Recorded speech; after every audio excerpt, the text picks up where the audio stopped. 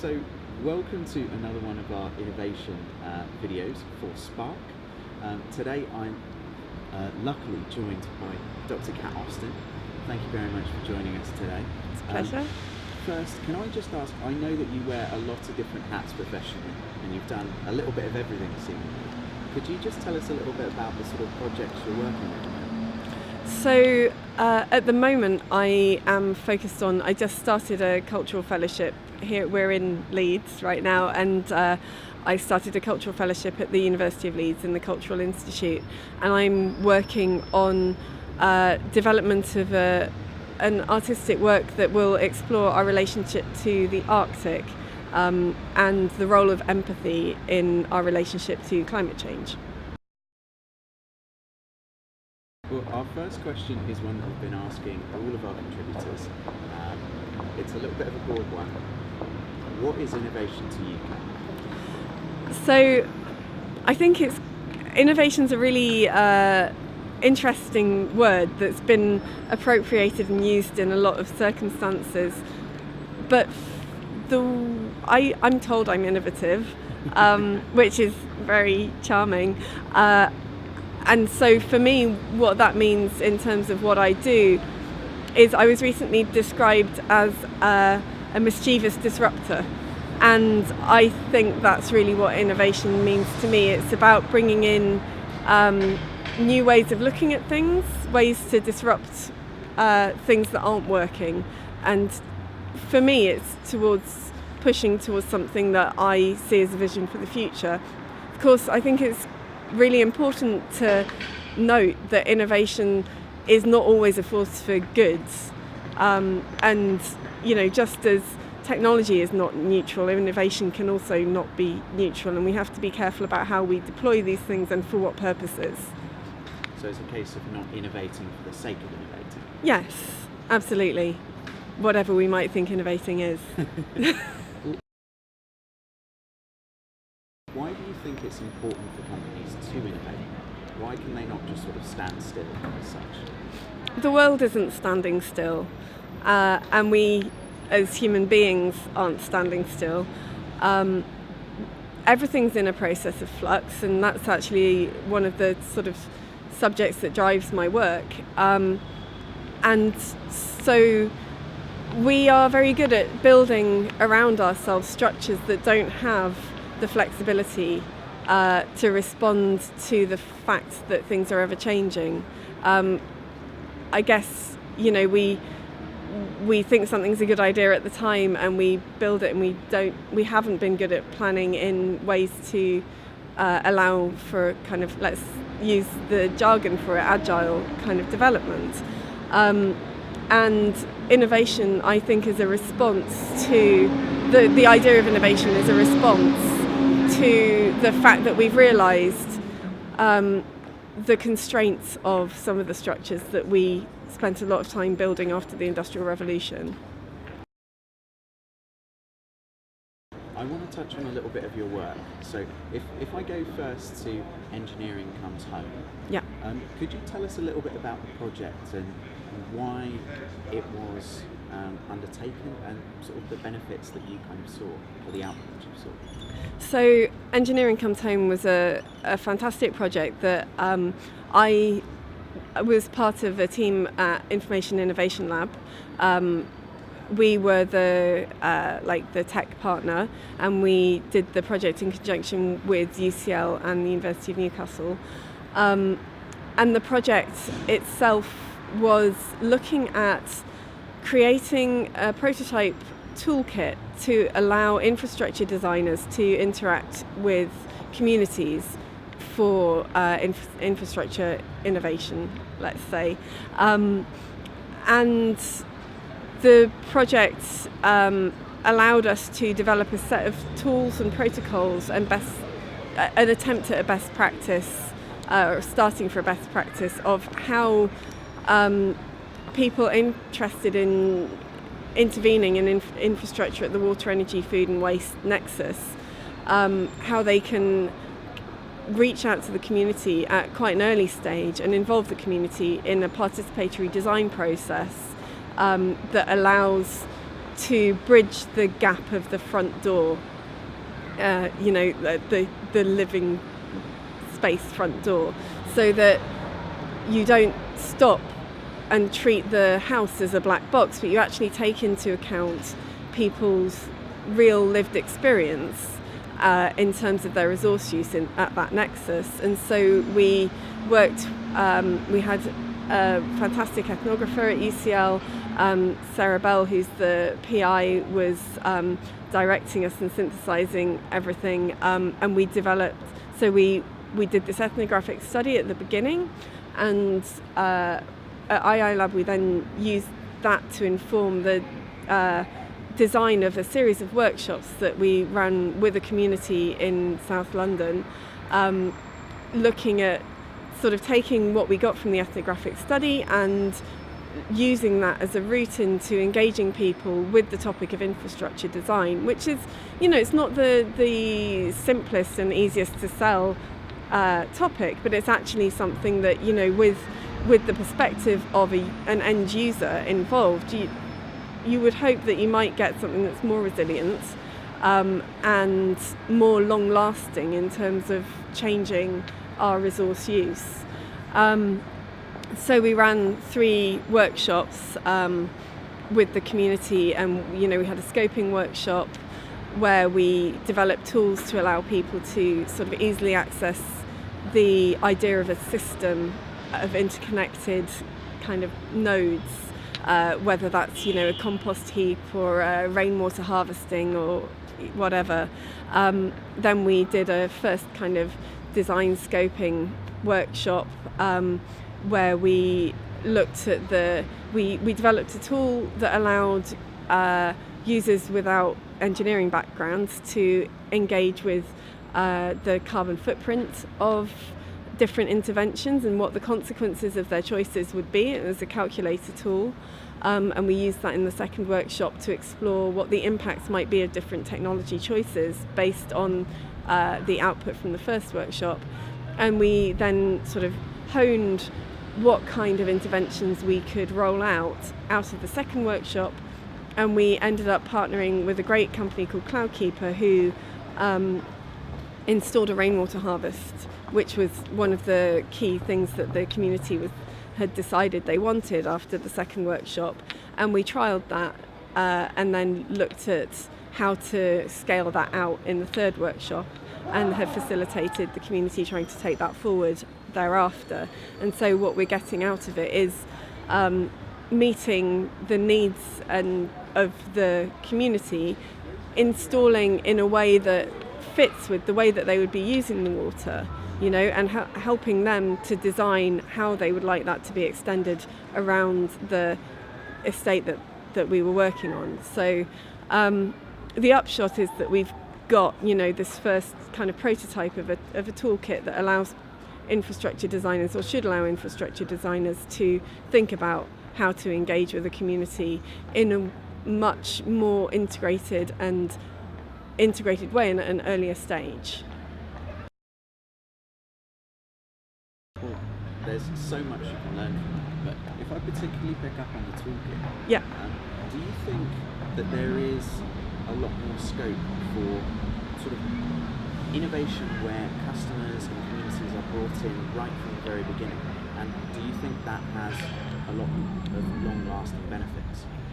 For resource use, particularly, yes, I think that it's important to get more perspectives on, I'm quite invested in the idea of participatory design and co-creation and participatory research, because I suppose that my ethos is that more heads can lead to a more diverse set of perspectives.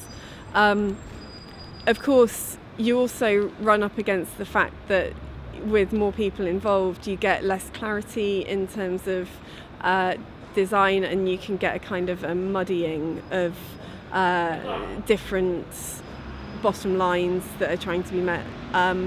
But in terms of resource use, when actually the kind of decisions that are being made on a day-to-day basis are being done by end users under life stress, to get a realistic idea of how people of different demographics and in different living circumstances will actually be making those decisions. I think they have to be involved. So I think you touched on there in terms of empathy and engagement, things like that. And I know empathy is quite a strong theme that goes throughout your work, not only this project, but also into your artwork. Do you think that it's a case that engagement needs to some extent, especially from infrastructure or wherever, incorporate a bit more empathy into it? Ooh. It's a tough question, I admit. So it's an interestingly phrased question too. I suppose, well, let me start off by saying that I think one of the key things that needs to happen for us to kind of move forwards with living better in relation with living more responsibly in relation to our external environment. I'm trying to choose my words quite carefully here. One of the things that we need to do is have much greater respect for each other. And one of the things that I think is really important, and particularly when you're bridging between civic and commercial partners, is to consider the agency of the people who are using a service or resource, as well as beyond the fact that they are purchasing something, and particularly with resources like water, it's really important to consider the fact that it's also in some ways a communal and dispersed resource, So we have to think of people as engaged citizens, and that's actually something that can be leveraged, and in doing so it can give us a lot of benefit. In terms of empathy, one of the main reasons I'm interested in empathy is because I believe that touching people emotionally can provide an extra level of understanding and motivation and sympathy with the world that I think is really important if we're going to live in a resilient and sustainable manner. So carrying on with that, I'm going to try and infuse the toolkit and also the empathy into a question around. So we touched on how infrastructure investment is often very complicated, and trying to explain it to anyone is difficult, yet alone on a community level and some of the users.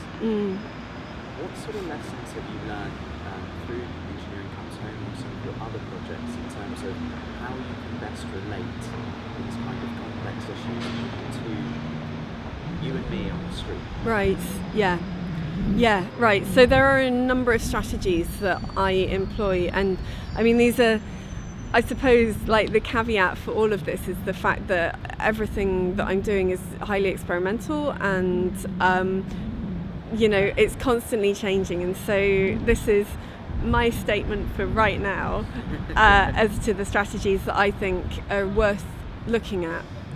So one of those strategies is to think about moving beyond codified knowledge, which in simple terms is data and language, in order to convey things in a more emotive way, right? And so this is where I'm going with the empathy work. And so some of the artworks that I have created use haptics and sounds to try to engender feelings of empathy for non-human subjects.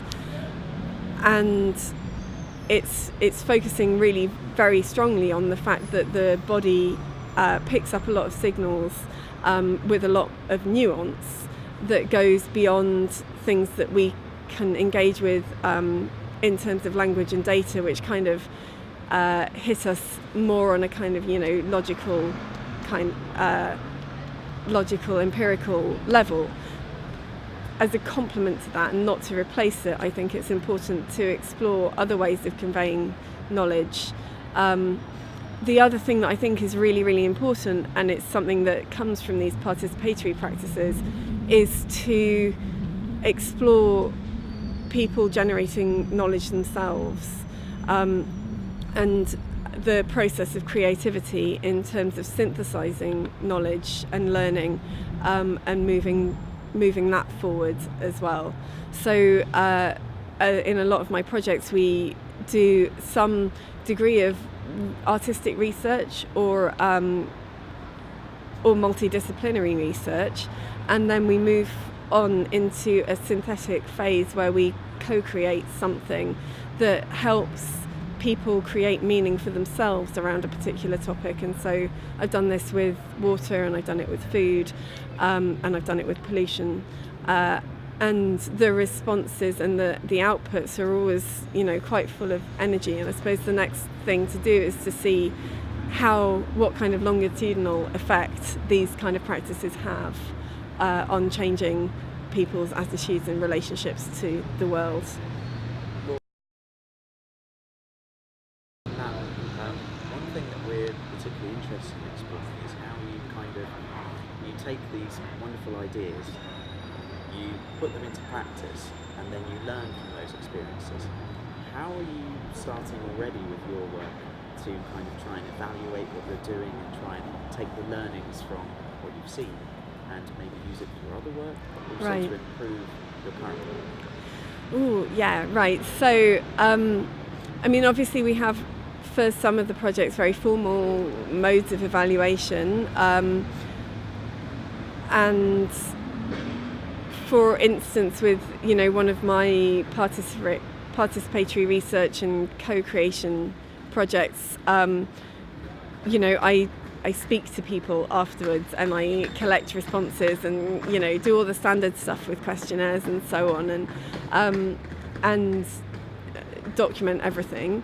I'm looking into the possibility of one of my projects, as I said, uses this haptic and sonic stuff to create these intangible sort of feeling-based responses. Now, the issue with trying to evaluate that is, how do you capture in a similar way something that was conveyed in such a non-codified way? So, farming out a questionnaire after somebody's experienced this installation is possibly going to lose an awful lot of the nuance. And so I've been talking to someone here in Leeds about different ways that one could evaluate the impact of something like that. But I think that one of the key things, because it's very difficult to evaluate in terms of longitudinal effects, when it comes down to moving forwards, I take on all of the evaluation that I've done that is possible to do, and the rest of it comes down to my decisions as an artist as to what I think works and what I think speaks to me. And this is another reason why participatory and co-creation techniques are really important, because then the people who are taking part in these practices with me are able to evaluate for themselves what worked for them, what spoke to them. And then if something doesn't work for me but does work for them, it's probably going to work for someone else. And so something I make isn't going to work for that person, but something that this person made could, and then you get a rippling out, a hard to trace, difficult to measure rippling out, that hopefully pushes things forward into the direction that I think things should go in. So Kat, final question for you. is all around. I know you do a lot of work which is sort of interdisciplinary, and I just want to understand from your perspective, what do you feel are the sort of benefits from taking that kind of broader approach and kind of trying to break the sort of traditional boundaries in innovating? So we've reached a point in terms of understanding the world where we have siloed quite a lot into hyper-specialisation, and while that allows us a great depth of knowledge, it does mean that often we're losing some of the important context that allows us to shape the questions and the practices that we're using to answer real-world questions. And so I think what's important in terms of working in an interdisciplinary way is that you gain not only other processes, other ways of learning about the world and engaging with the world, which enrich the outcome, but you also gain a much broader contextualization that allows you to frame more relevant questions and to make the outcomes more relevant to others as well. Can't think of a better way of finishing than that. So thank you very much, Kat. My pleasure. For taking part in this interview, and thank you very much for watching Spark. Because this is what I do all the time, right? And so obviously I think it's a good idea, but being able to convince people it's a good idea with solid concrete examples is sometimes quite difficult. Yeah. But I feel that there's been success from a lot of the undertakings that we've done so far, and it's all very experimental, but I think that we do need to start crossing some of the boundaries that we've built for ourselves in order to get to somewhere new, and we need to get to somewhere new. It's not like things are terrible now, but they can be improved. Yeah. Yeah.